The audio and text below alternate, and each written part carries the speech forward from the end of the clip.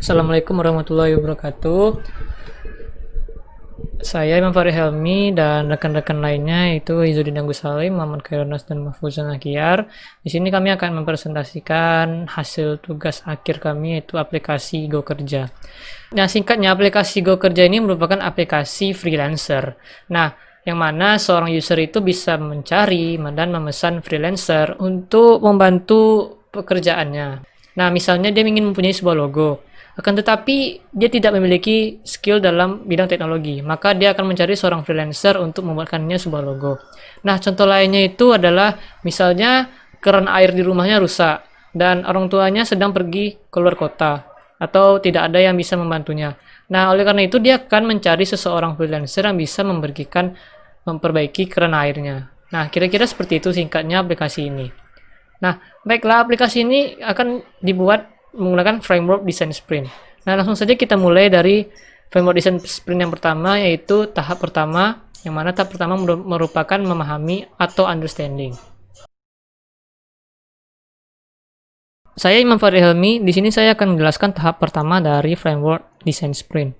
Tahap pertama itu adalah memahami, atau kita bisa juga menyebutkannya adalah understanding. Nah, jadi tahap memahami ini merupakan tahapan yang dilakukan pada hari pertama, yang mana kita memahami suatu masalah pada kebutuhan pengguna. Nah, jadi untuk menunjang hal tersebut, kita harus melakukan beberapa teknik yang spesifik seperti wawancara, atau membuat grup fokus dengan user, dan mengadakan survei, atau menganalisis masalah. Nah, di sini kami melakukan menganalisis masalah. Nah, masalah yang jadi landasan utama kami yaitu adalah kebanyakan aplikasi freelance itu rata-rata menggunakan bahasa Inggris. Jadi untuk orang-orang awam itu mengalami kesulitan. Nah, oleh karena itu kami melakukan beberapa teknik, diantaranya menggunakan pertanyaan yang menjadi bahan diskusi kami, yaitu adalah tema yang digunakan. Jadi tema yang digunakan itu adalah lowongan pekerjaan, yang mana pekerjaan ini adalah bebas, termasuk di luar teknologi ya. Jadi nggak harus teknologi saja seperti buat web. Mungkin bisa saja memperbaiki sebuah AC atau lainnya. Kemudian, apa yang dibutuhkan user? Nah, di sini user itu atau pengguna itu bisa mencari freelance dan mendapat informasi pekerjaan dan juga bisa membuka lowongan pekerjaan yang memasarkan skillnya dengan aplikasi ini. Namun untuk saat ini kita ingin fokus dulu di bagian mencari freelance. Terus yang ketiga, siapa yang menggunakan aplikasi ini? Yang menggunakan aplikasi ini itu bisa yaitu perusahaan, freelance, dan juga pengguna yang membutuhkan bantuan mencari seorang freelance ya atau user. Kemudian di mana aplikasi ini digunakan? Aplikasi ini digunakan di platform mobile. Dan kemudian kapan aplikasi ini digunakan? Aplikasi ini digunakan ketika seseorang yang pengguna ingin mencari seorang pekerja yang dapat membantu pekerjaannya, atau kita sebut saja freelance. Dan juga ketika pengguna ingin mencari lowongan pekerjaan. Dan kemudian juga membantu seseorang user yang ingin menawarkan jasa atau memasarkan skillnya di aplikasi ini. Mengapa aplikasi digunakan?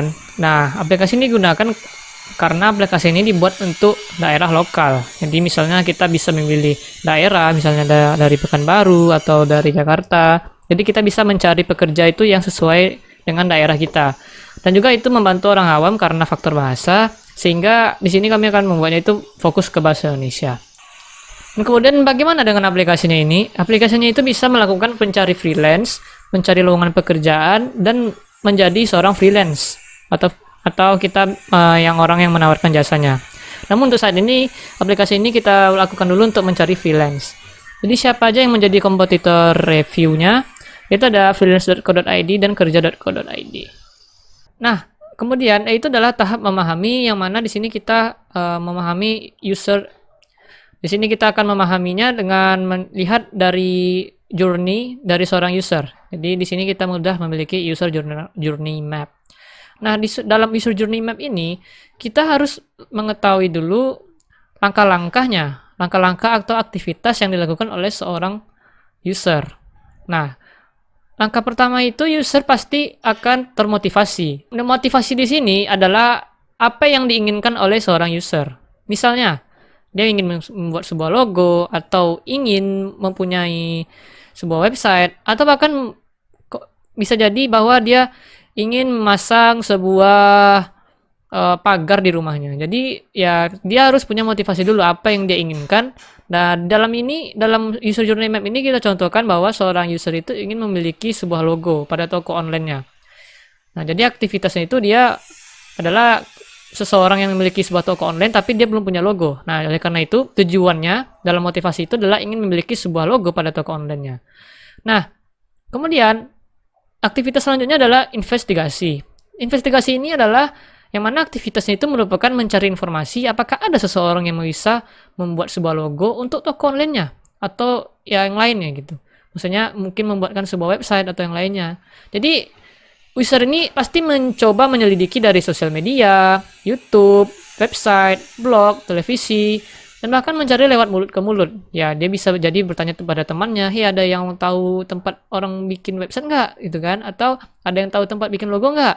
Nah, kemungkinan banyak dari teman-teman mereka itu yang tidak tahu bahwa kebanyakan teman-teman banyak dari mulut ke mulut ini yang agak sulit karena tidak semua orang tahu bahwa yang bikin logo itu siapa gitu kan. Nah, jadi tujuan user ini kan di investigation ini itu adalah mencari seorang pekerja yang bisa membuatkan logo.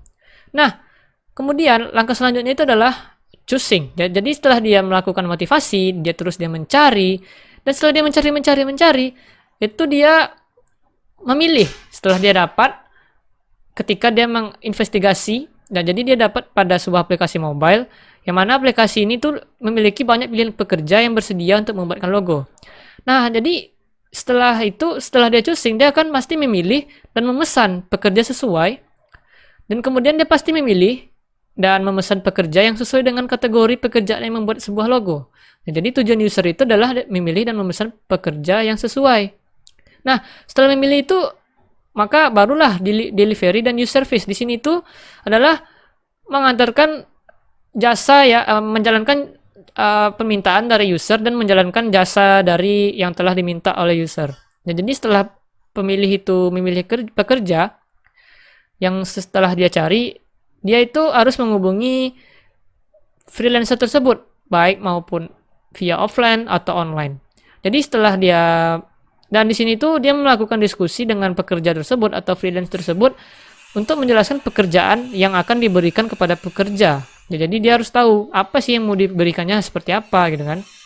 Yang mana telah dipesannya itu membuat sebuah logo untuknya. Jadi tujuan user ini adalah diskusi dengan pekerja agar bisa membuatkan sebuah logo.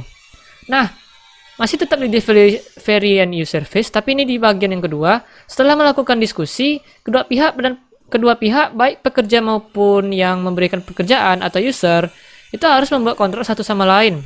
Nah, kontrak ini tuh bisa banyak, bisa berupa upah, lama pengerjaan, banyak revisi, dan lainnya. Jadi tujuan user itu melakukan kontrak dengan pekerja supaya pekerjaan ini memang serius dilakukan. Nah, kemudian bagian selanjutnya, apabila kontrak itu disetujui oleh kedua pihak, maka klien tinggal menunggu atau user itu tinggal menunggu pekerjaan yang sedang berlangsung. Jadi user itu tinggal nunggu aja pekerjaan sehingga selesai.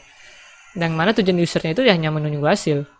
Dan bagian selanjutnya itu adalah ketika setelah menunggu hasil atau menunggu hingga pekerjaannya selesai sesuai lama pekerjaan, pekerja akan memberikan hasil kerjaannya kepada user. Nah, oleh karena itu, user harus memberikan upah sesuai dengan kontrak yang telah disetujui. Nah, di sini tujuan user itu adalah menerima hasil dan memberikan upah sesuai kontrak.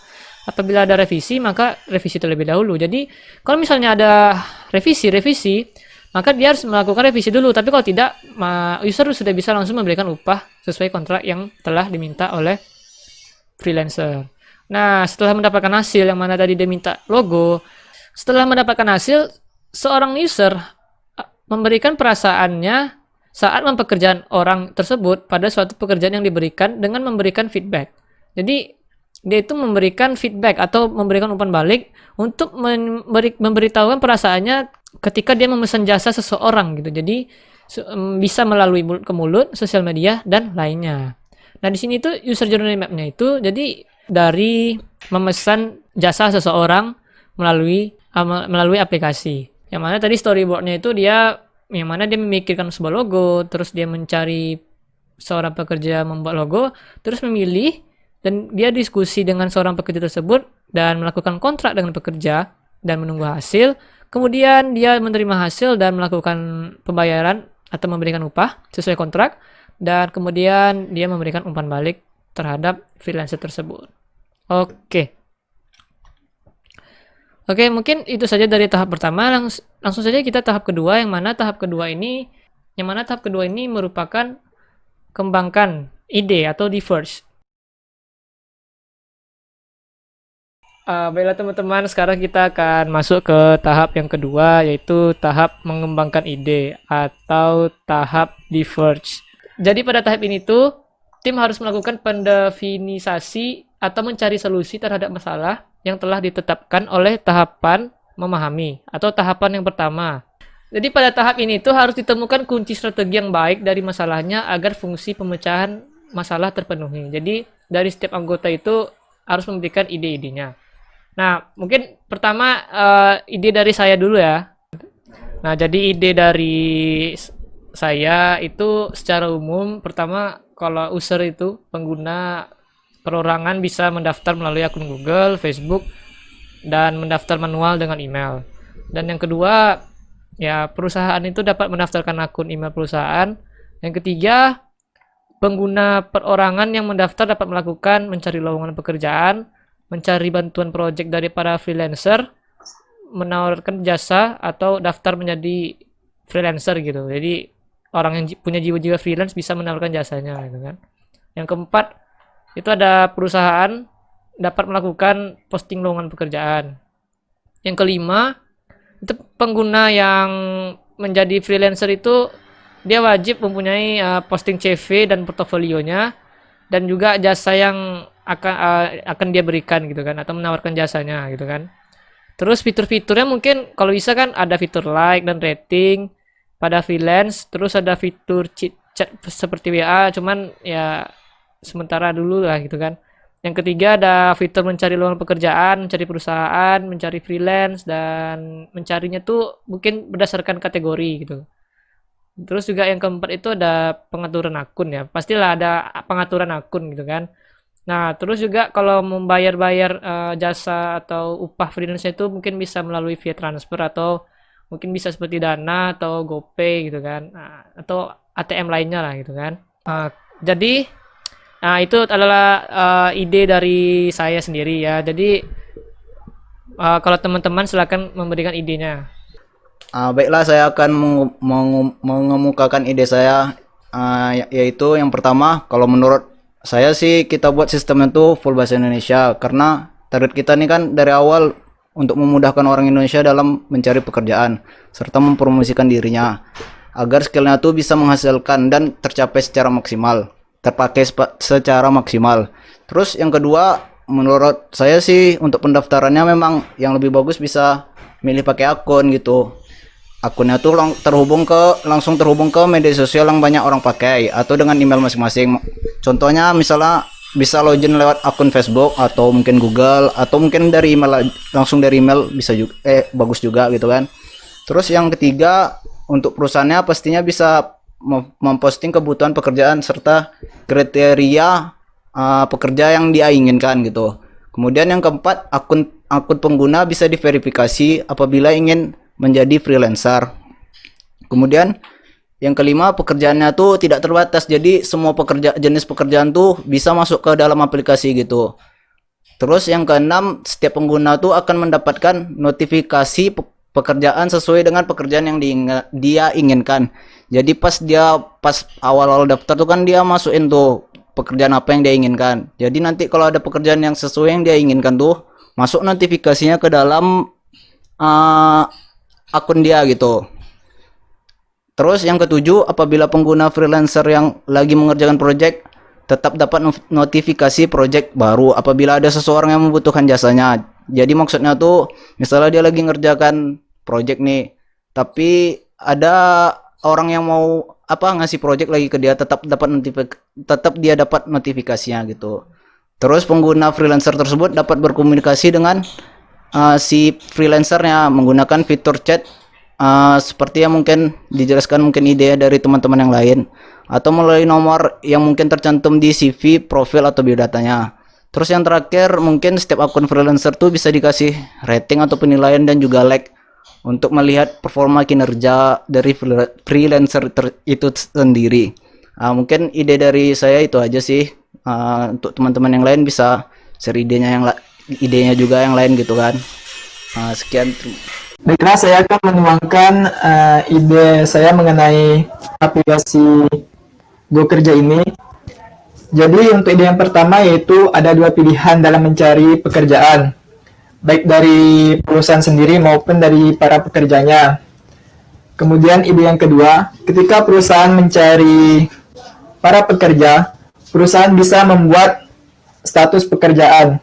Maka sistem dari aplikasi ini akan merekomendasikan pekerja-pekerja sesuai dengan permintaan dari perusahaannya.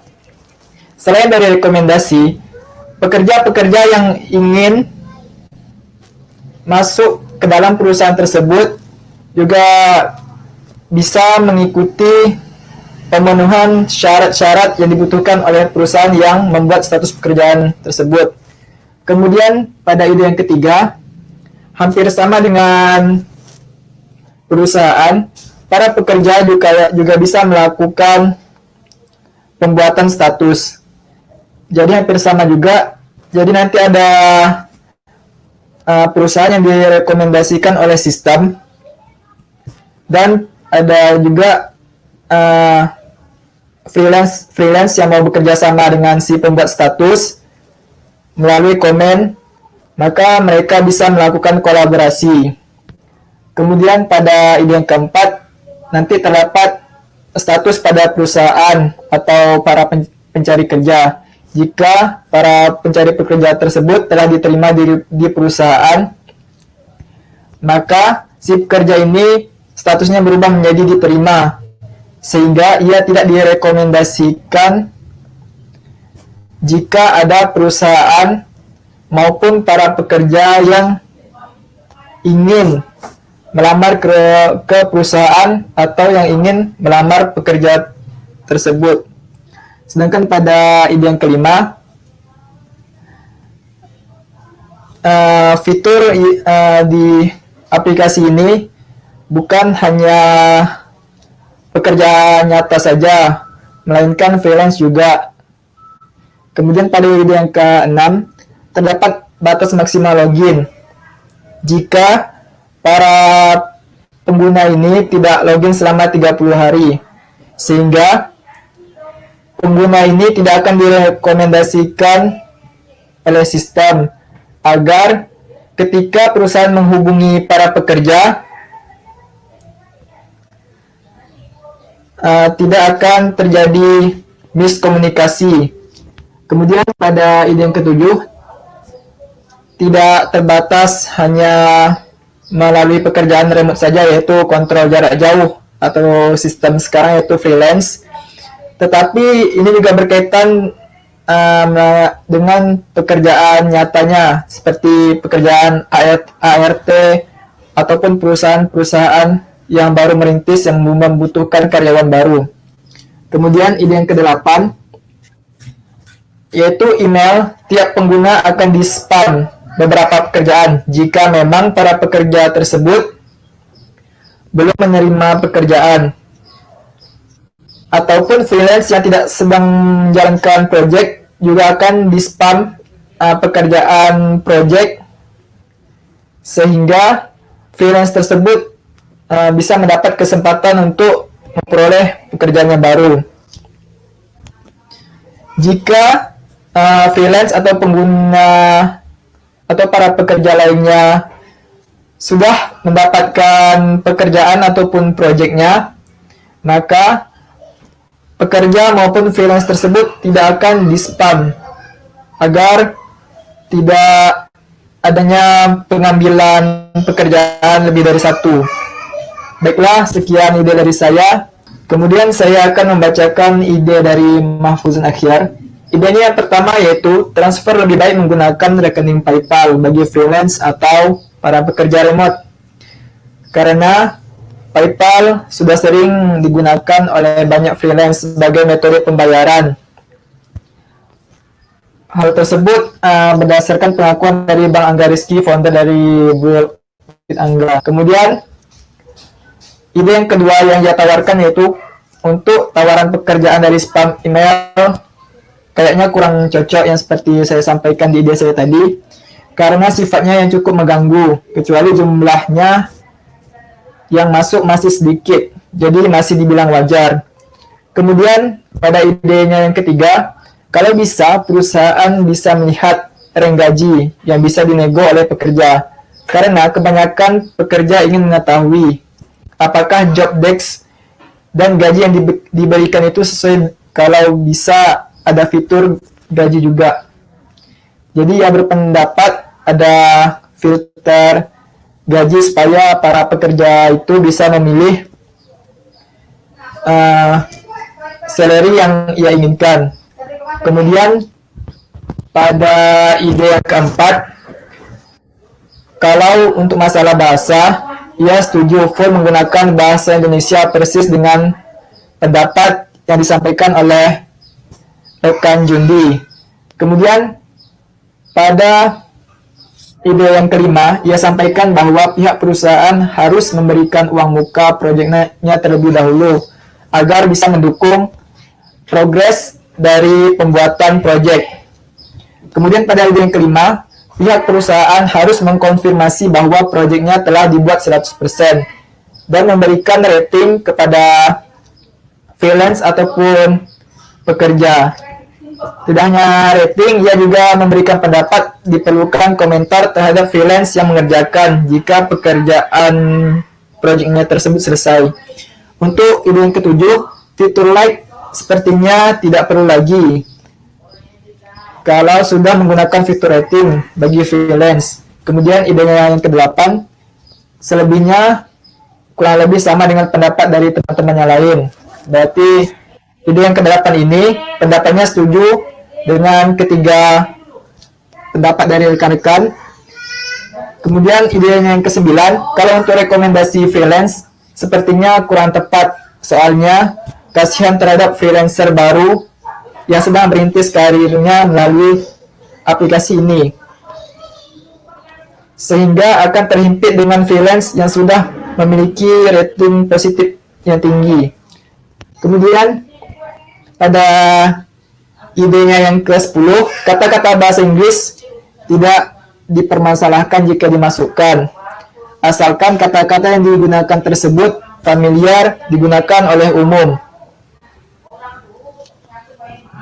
Baiklah, sekian yang dapat saya sampaikan terhadap ide saya maupun ide dari Mahfuzun Akhyar. Saya kembalikan kepada rekan Imam. Ya, terima kasih kepada teman-teman yang sudah menyampaikan ide-idenya pada tahap kedua ini, yaitu tahap mengembangkan ide atau diverge. Ya, yang mana tahapan ini kita sudah membuat sebuah ide dari yang mana kita telah memahami di tahap pertama, memahami understanding masalah pada proyek ini. Jadi terima kasih pada teman-teman yang sudah memberikan idenya.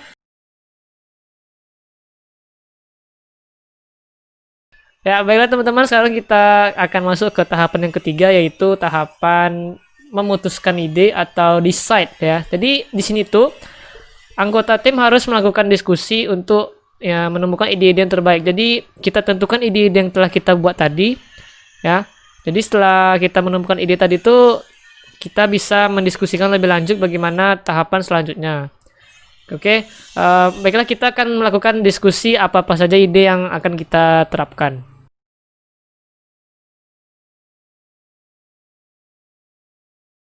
Oke teman-teman, terima kasih sudah mau berdiskusi terhadap ide-ide yang telah kita kumpulkan sebelumnya. Nah, sekarang kita sudah mendapatkan ide-ide yang akan kita buat pada aplikasi kita.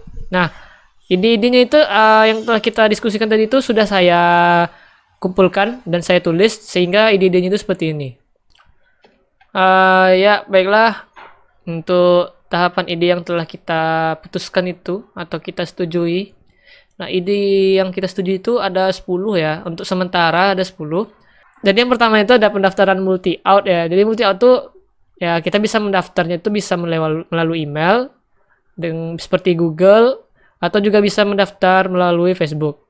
Nah, yang nomor 2, user atau pengguna itu bisa melakukan mencari lowongan pekerjaan atau memesan atau mencari bantuan freelance ataupun jasa dari freelance tersebut.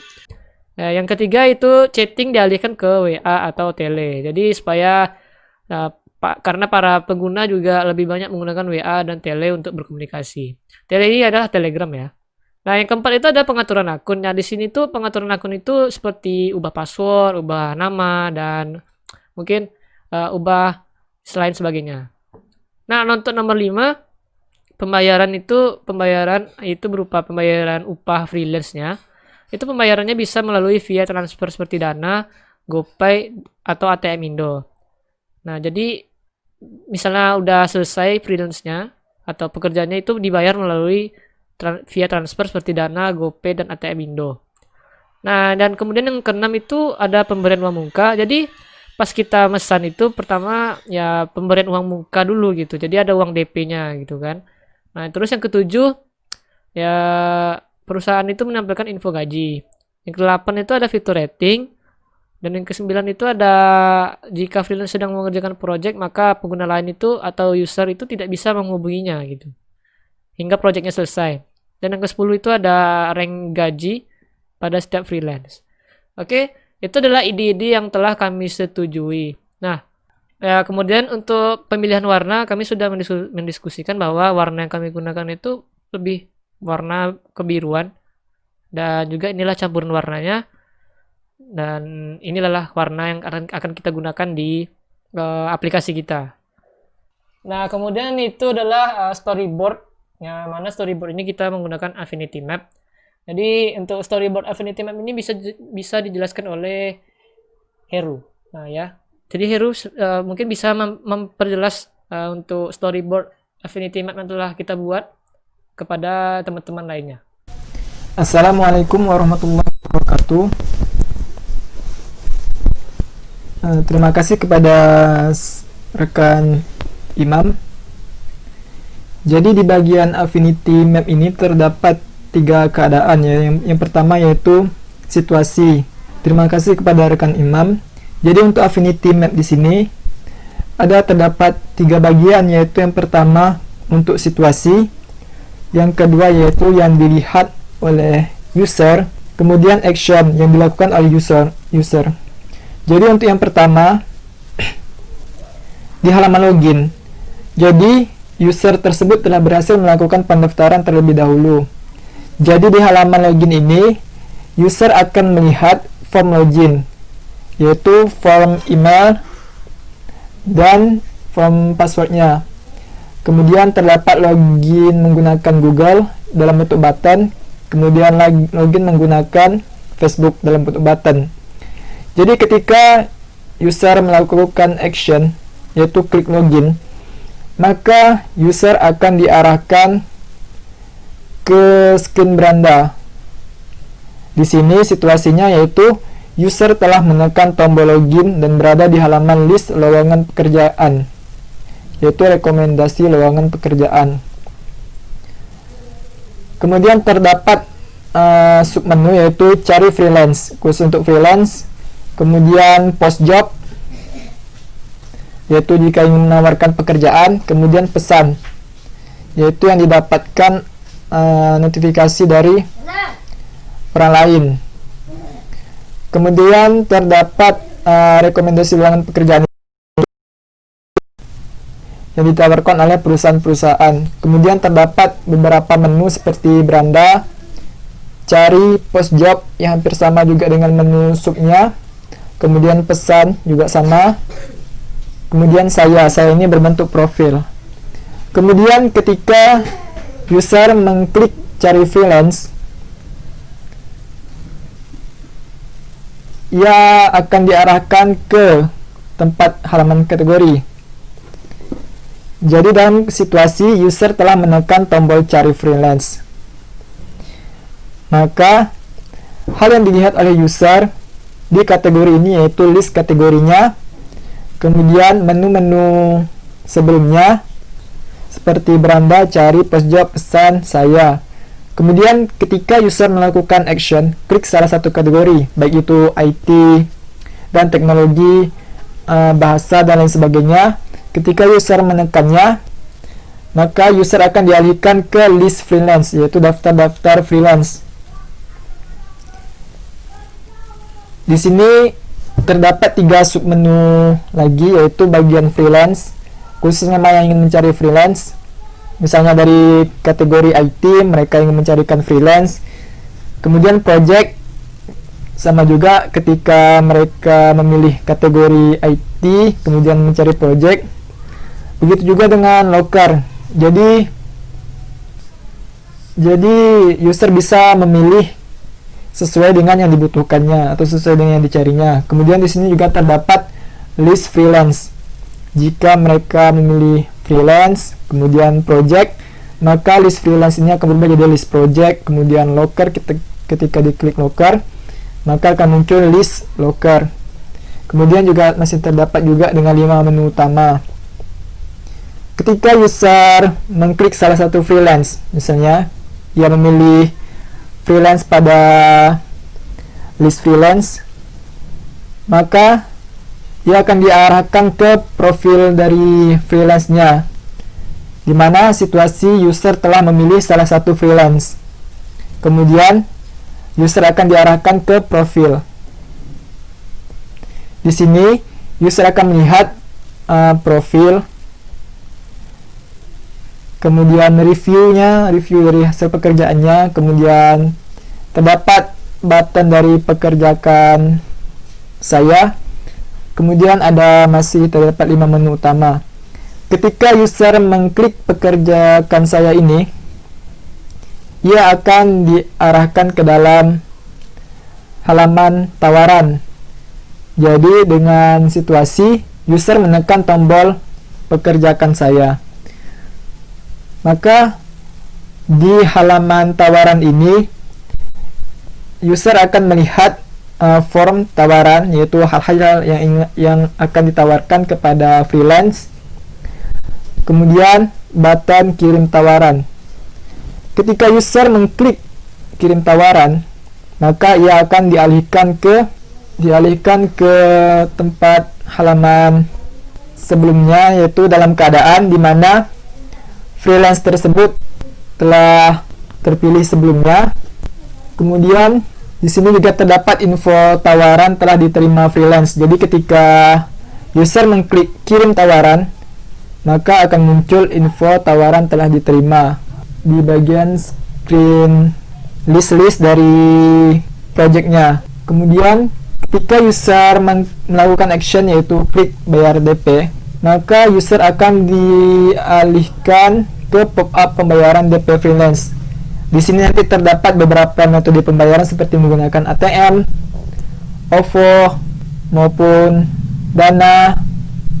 Ketika user memilih salah satu metode pembayaran, misalnya yang memilih ATM, maka user akan dialihkan ke bagian progresnya. Di bagian halaman progres ini, freelance telah menerima tawaran. Di sini juga terdapat info program telah dijalankan atau project tersebut telah dijalankan. Kemudian juga terdapat nama freelance, kemudian ada tombol batal. Di sini juga terdapat 5 menu utama seperti beranda, cari, post job, pesan, dan saya atau profil. Jadi ketika user mengklik sub menu selesai, maka user akan dialihkan ke halaman selesai. Jadi di sini akan muncul info bahwa project telah selesai dan freelance telah terpilih. Jadi di sini nanti freelance bisa mendapatkan gaji yang telah dijanjikan sebelumnya. Ketika user menekan post job, yaitu di sini untuk melakukan pempostingan pekerjaan yang ingin ditawarkan kepada freelance atau para pekerja lainnya, di sini akan terdapat form pekerjaan yang ditawarkan seperti jenis pekerjaan, bidang yang dibutuhkan, dan lain sebagainya. Juga terdapat tombol posting. Ketika user menekan tombol posting, maka user akan arahkan ke profil. Di bagian profil di sini juga masih terdapat project, progress, selesai. Hampir sama dengan screen selesai sebelumnya. Kemudian ketika di menu ini user menekan tombol pesan, maka ia akan diarahkan ke halaman pesan. Di sini akan terdapat beberapa pesan, baik itu dari sistem seperti pembayaran DP telah dilakukan, kemudian persetujuan dari tawaran freelance dan lain sebagainya. Kemudian ketika user mengklik menu saya, di sini akan diarahkan ke profil user, yaitu profil dari usernya seperti foto, bidang yang dikuasai, WhatsApp maupun Telegram. Di sini juga terdapat menu utama seperti beranda, cari, post job, pesan, dan saya. Baiklah, sekian dari saya kembalikan kepada Iman. Baiklah, terima kasih kepada Muhammad Khairunus yang telah menjelaskan storyboard menggunakan map Affinity ya. Jadi setelah tahap ketiga ini, yaitu adalah tahap keempat, yang mana tahap keempat ini adalah tahap prototype. Nah, untuk tahap keempat ini akan dijelaskan oleh Izzuddin Agus Salim.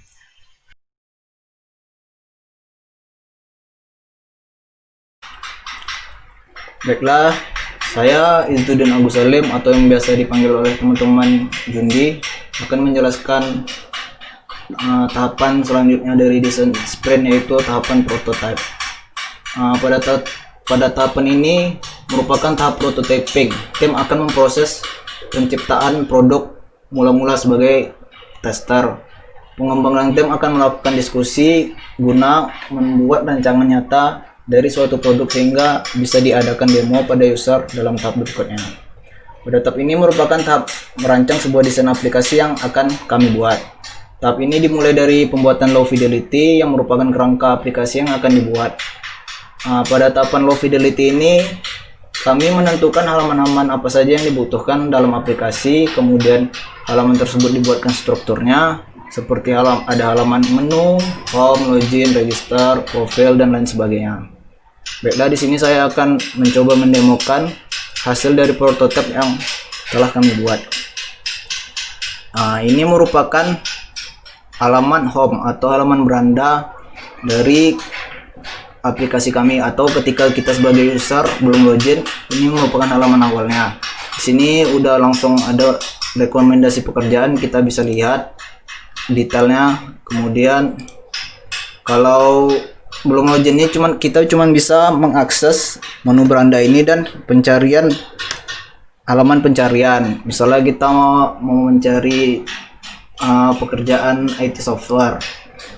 Di sini kalau sebagai kita mencari freelance-nya, ada pilihan freelance-nya, terus ada salary-nya juga. Kalau kita mencari project, berarti kita sebagai freelance. Di sini ada pilihan project-nya. Terus ada di sini rank harga dari ketika kita udah selesai udah selesai mengerjakan projectnya. Terus kalau kita sebagai user biasa atau pengguna biasa, kita bisa mencari lowongan pekerjaan yang sesuai dengan yang kita inginkan. Ada pilihannya di sini. Nah, ini kalau detailnya ini seperti yang di halaman rekomendasi yang di awal tadi ya. Terus kalau misalnya kita mau mengakses kayak posting job ataupun pesan ataupun profil atau saya ini, kita diharuskan untuk login dulu gitu. Diharuskan login dulu.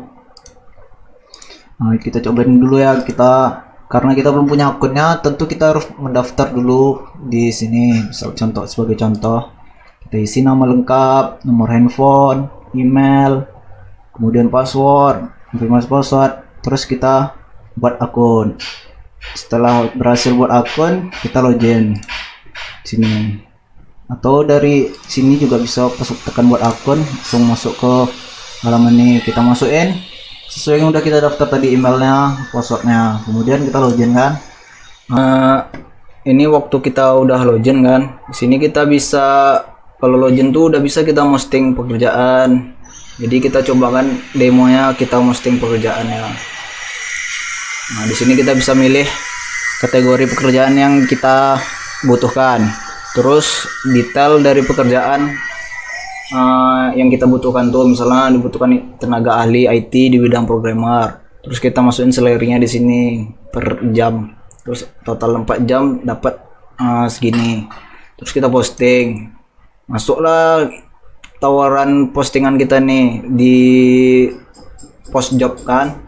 Di sini bisa kita edit postingan job kita, bisa kita hapus kalau misalnya nggak jadi. Terus di sini kalau misalnya ada yang ingin ngambil projectnya, muncul di sini. Misalnya ini si Cecep. Kalau misalnya kita lihat dia sesuai, tinggal kita terima aja. Terus projectmu sudah diterima oleh freelance. Terus kita disuruh bayar DP supaya freelance ini bisa ngerjakan project kita ini. Terus kita coba bayar DP. Nah, terus pembayaran itu bisa kita lakukan melalui ATM. ATM ini bisa ATM apa aja, yang pokoknya ATM Indonesia, atau melalui dompet digital seperti Dana atau GoPay. Terus ke pesan, di pesan nih ya kayak notifikasi gitu, misalnya project kita udah di ACC sama freelance, suruh bayar DP ke freelance-nya. Terus kalau misalnya udah selesai, sistem ngasih tahu juga project kita udah selesai, suruh bayar upah freelance tuh keseluruhannya. Kalau di menu saya ini, di sini ya kita di sini bisa lihat setting, bisa nyeting akun, bisa nengok project, terus bisa juga ada upgrade akun kita jadi freelance, bisa bantuan, saran bantuan. Nah, kita coba lihat yang project saya ini ya. Nah, di sini kalau kita misalnya ingin memesan freelance, kita buat sini tawarannya kan. Saya ingin memperkerjakan, misalnya Anda sebagai pembuat website, kami akan bayar Anda sebesar segini, apakah Anda tertarik? Kalau misalnya mau kita edit, tinggal edit aja.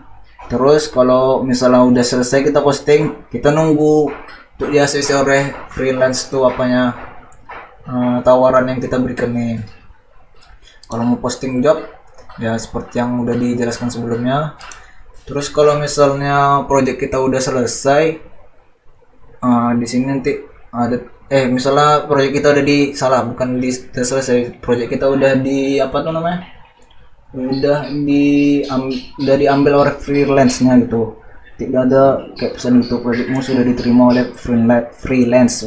Silakan bayar DP untuk mulai proses ya, seperti yang udah dijelaskan sebelumnya. Nanti tekan bayar DP, pembayaran.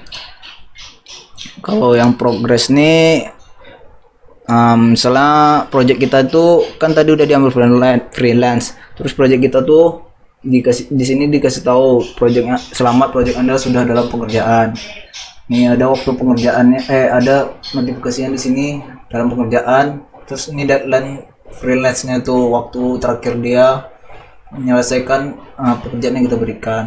Ini kalau misalnya udah selesai, sini bisa kita lihat riwayat projectnya, menunggu. Terus kalau misalnya udah selesai, sini ada tulisan selamat project Anda sudah selesai. Suruh aplikasi ini nyuruh kita bayar upah freelance-nya secara utuh. Berarti kita bayar keseluruhan dari total gaji pembayaran untuk si freelance ini. Setelah ini kalau kita mau berikan komentar untuk freelance ini, misalnya ada kekurangan atau ingin mengucapkan terima kasih, bisa kita tulis di sini, nanti tekan beri komentar. Terus membayar upah seperti yang tadi kan kita bayar semuanya, baru kita habis itu balik lagi, udah bayar semuanya, baru kita klik project selesai nih. Nah, berarti kalau udah sampai situ berarti projectnya udah selesai kan. Nah, mungkin sekian penjelasan prototipe dari aplikasi yang telah kami rancang. Saya kembalikan ke moderator, yaitu Imam Farid Almi. Lebih dan kurang saya mohon maaf. Sekian, terima kasih. Ya, terima kasih Izudin Agus Salim telah menyampaikan prototipe dari aplikasi GoKerja. Dan berikutnya itu adalah tahap kelima, yaitu adalah user testing. Nah, user testing ini akan dijelaskan oleh Muhammad Khairunas. Kepada Muhammad Khairunas dipersilakan.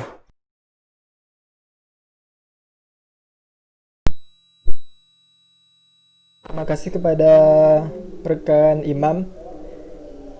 Jadi untuk tahap yang kelima yaitu testing. Tahap testing ini adalah merupakan terima kasih kepada rekan Imam. Baiklah, saya akan menjelaskan mengenai tahap testing. Pada tahap ini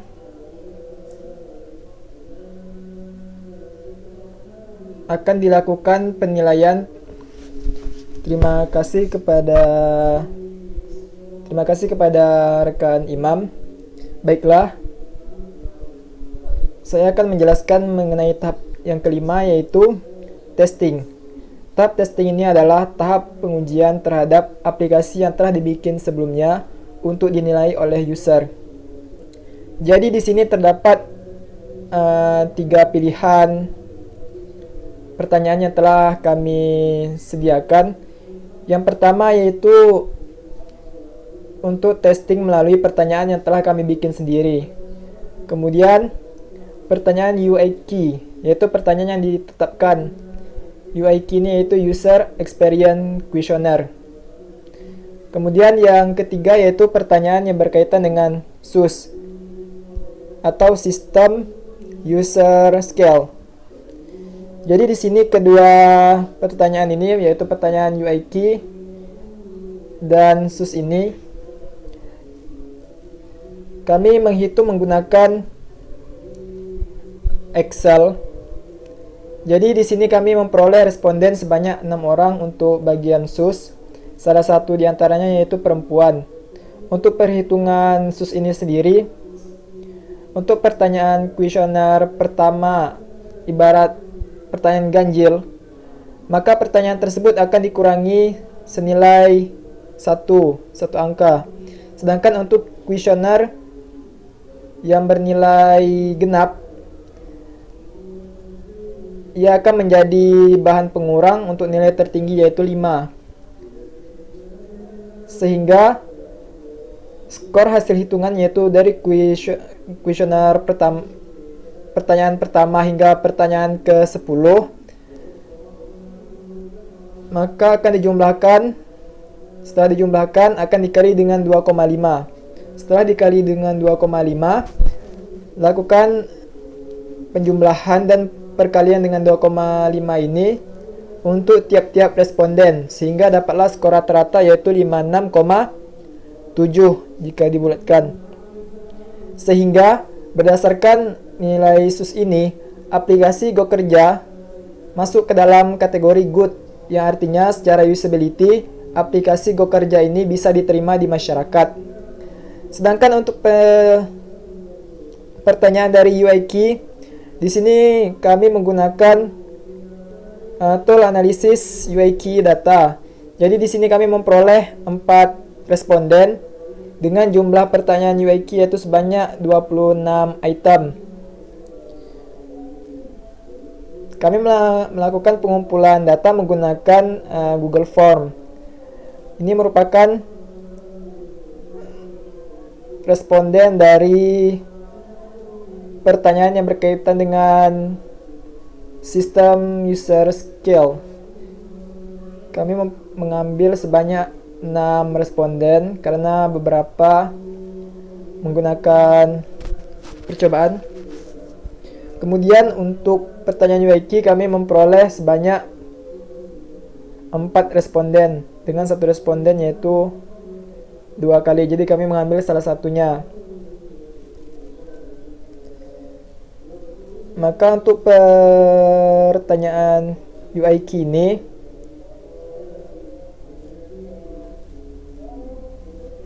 berdasarkan hasil benchmark-nya yaitu terdapat atraktif bernilai di atas standar, kemudian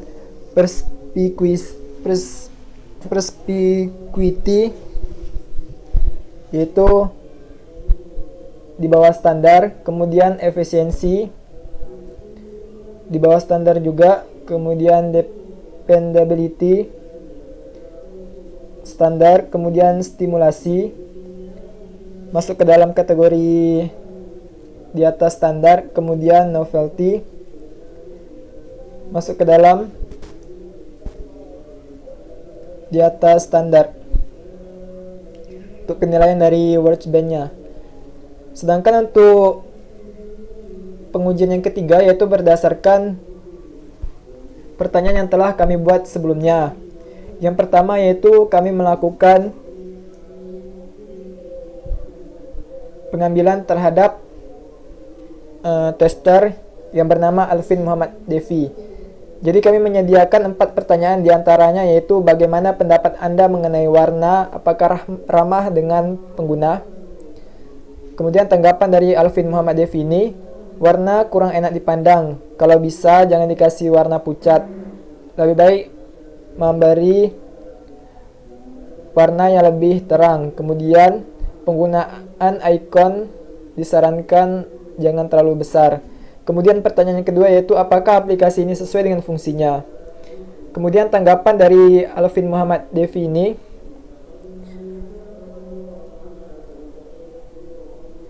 sejauh yang ia lihat sudah layak.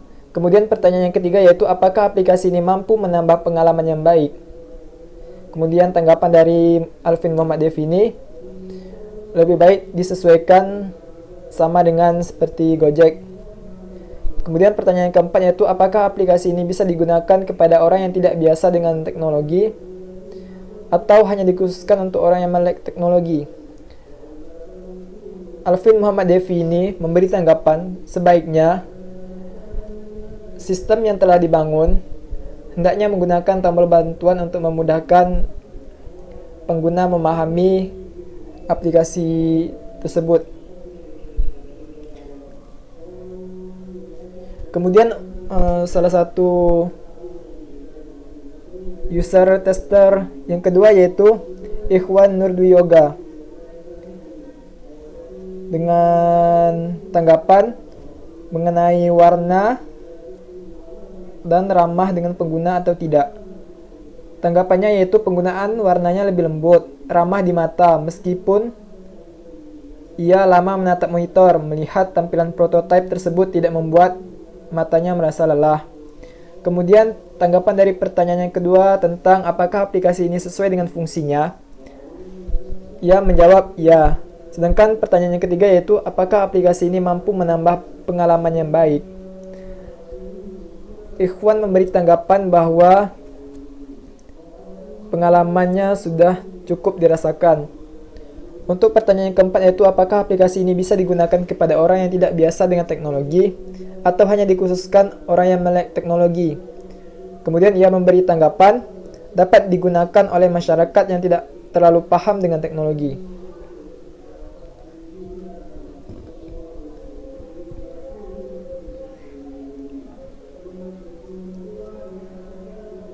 Baiklah, sekian yang saya dapat sampaikan dari tahap tester ini.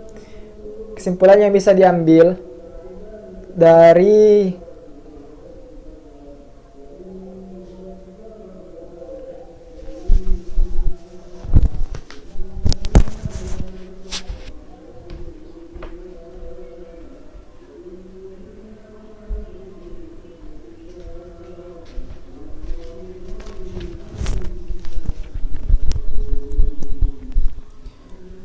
kesimpulan yang diperoleh dari pengujian tester ini, pengembang bisa mengetahui beberapa hal yang perlu disesuaikan dengan kebutuhan pengguna, seperti dari perspekuisi, yaitu kemudahan dalam pemahaman aplikasinya. Kemudian efisiensi dari penggunaan aplikasinya. Kemudian dependability, yaitu kehandalan dari aplikasi yang telah dibangun, dan beberapa perbaikan agar memperoleh nilai yang lebih baik dari seluruh aspek dari atraktif, perspikuisi, efisien, dependability, stimulation, dan novelty.